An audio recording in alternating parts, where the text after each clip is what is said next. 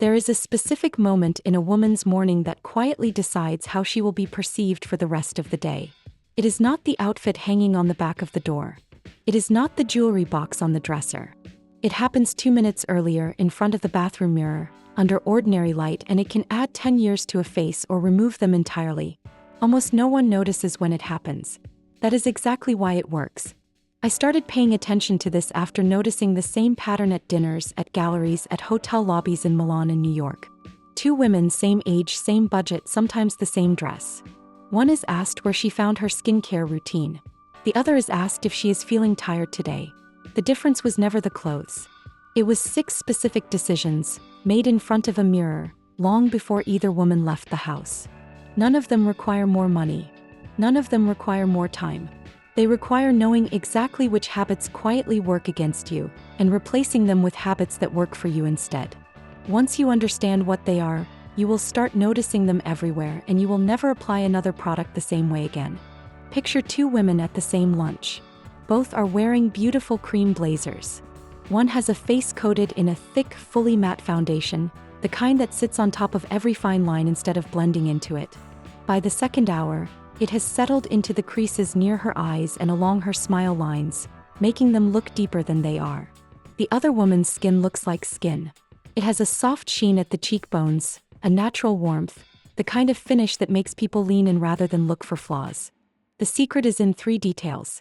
First, she chooses a luminous or satin finish base, never a full matte formula, because matte finishes flatten and expose texture rather than soften it. Second, she uses sheer to medium buildable coverage, applied only where needed, rather than an even opaque layer across the entire face. Third, she sets only the T-zone with a light dusting of powder, leaving the rest of the skin untouched, so light continues to move across her cheeks instead of stopping flat against them. A cream blush over the sheer base, warmed by natural light, does more work than an entire compact of matte powder ever could. Dior counter artists in Paris have quietly known this for decades. It is not about hiding the skin. It is about letting it breathe. The women who understand this rarely spend more on products. They simply spend less time layering and more time blending what they already own into the skin rather than over it. And once people notice her skin looks lit from within rather than covered up, they stop commenting on her makeup entirely. They simply say she looks well. That is the highest compliment there is, and it happens without a single word about foundation. But this next one is the detail most women get wrong without ever realizing it, and it happens on the face before anyone even reaches the lips. Now picture 2 women standing at a gallery opening. One has thin, overplucked brows, drawn back in with a hard, dark pencil that stops abruptly instead of fading out. Her expression looks permanently surprised, slightly harsh no matter what she is actually feeling. The other woman has fuller, softer brows that follow the natural line of her bone structure, feathered rather than solid, ending in a soft taper instead of a blunt line. The secret again comes down to 3 choices. First, the shape follows the natural arch of the brow bone rather than an exaggerated, dramatic lift, because an artificial arch reads as costume rather than polish. Second, the color is a soft taupe or ash brown, applied in short feathered strokes with a fine brush, never a single solid block of pigment. Third, the brow is left slightly fuller through the body, with only stray hairs cleaned beneath, rather than thinned into the pencil-thin shape that was fashionable decades ago. Audrey Hepburn's brows were never thin. They were strong, defined, and exactly what gave her face its structure. That detail alone did more for her presence than any accessory she wore. Softer, fuller brows do something quietly powerful. They stop the face from looking startled and start it looking at ease, which is the entire difference between a woman trying to look younger and a woman who simply looks like herself, only more rested. There is a reason certain women never seem to have done their hair, yet it always looks finished. Comes down to color, and this is where most women unknowingly age themselves by a decade. Imagine 2 women walking into the same restaurant with identical haircuts. One has a flat, solid, single-tone hair color, applied evenly from root to tip with no variation at all. Under restaurant lighting, it reads as artificial, almost like a wig. The other woman has soft dimension throughout her hair, lighter pieces framing her face, a warmer tone near the crown, and a gentle blending where any gray meets her natural color. The 3 details behind this look are precise. First, lighter face framing pieces near the hairline and cheekbones, which catch light and soften the jawline instantly. Second, a warm undertone chosen to complement the skin, never an ashy or overly dark all-over color, which can look severe against mature skin. Third, a soft root shadow technique that blends any gray gracefully into the surrounding color, rather than a hard, obvious line of regrowth that announces itself every 4 weeks.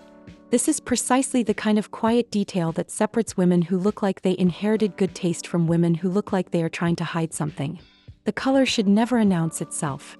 It should simply make the face look rested. And here is the detail almost nobody talks about, the one small choice at the mouth that can either soften an entire face or make it look years harder than it is. Picture 2 women leaving the same dinner. One is wearing a deep, matte drying lipstick in a very dark shade, reapplied twice because it keeps settling into the fine lines around her lips, making them more visible with every hour that passes. The other is wearing a soft, satin finish rosy nude, blurred slightly at the edges rather than lined with hard precision. 3 details make this work. First, a satin or cream finish rather than a full matte formula, because matte lipsticks are drying and settle directly into lip lines. Second, a rosy nude or soft berry tone that complements the natural undertone of the lips, rather than a deep brick or near black red, which can look severe under any light.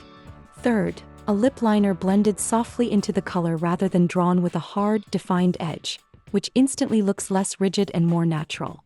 Diane von Furstenberg has spent decades in soft rose and warm nude tones for exactly this reason. It photographs beautifully, it never competes with the rest of the face, and it never ages. The eyes come next, and this is where the smallest amount of product makes the largest difference of the entire routine. 2 women, same event, same lighting. One has a thick, heavy black liner drawn along the entire lash line and into a dramatic wing, with the same heavy line traced along her lower lash line as well. Her eyes look smaller, slightly tired, boxed in. The other has a soft brown or charcoal line, smudged close to the lashes on the top lid only, with nothing at all along the lower lash line. The 3 details are simple but exact. First, brown or charcoal replaces jet black, because black can look harsh and aging against softer, more mature skin tones. Second, the line stays thin and close to the lash line rather than building into a thick, dramatic wing. Third, the lower waterline is left completely untouched, since any liner there visually shrinks the eye rather than opening it. This single change, skipping the lower liner entirely, does more to open the eyes than any highlighter or concealer trick. And now, the final detail, the one that ties every other choice together, the one most women change the least often even though it affects their face the most. Picture 2 women with the exact same haircut length. One wears it in a single blunt cut, identical length all the way around with no softness near the jaw.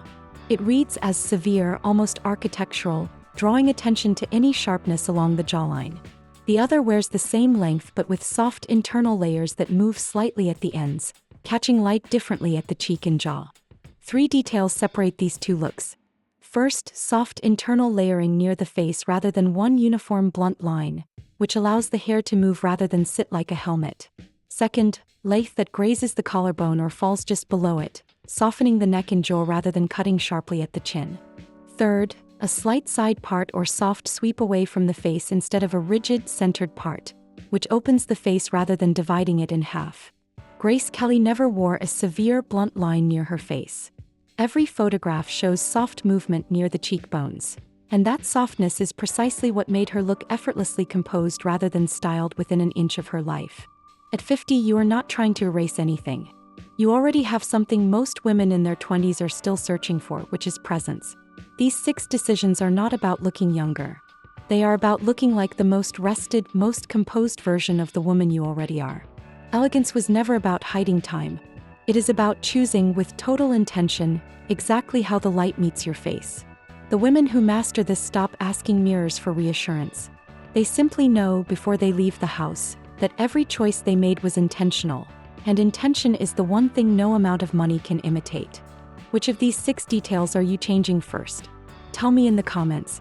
Subscribe for weekly style decisions made specifically for women like you. And if this changed how you see your own morning routine, the next video breaks down the exact accessories that finish this look completely.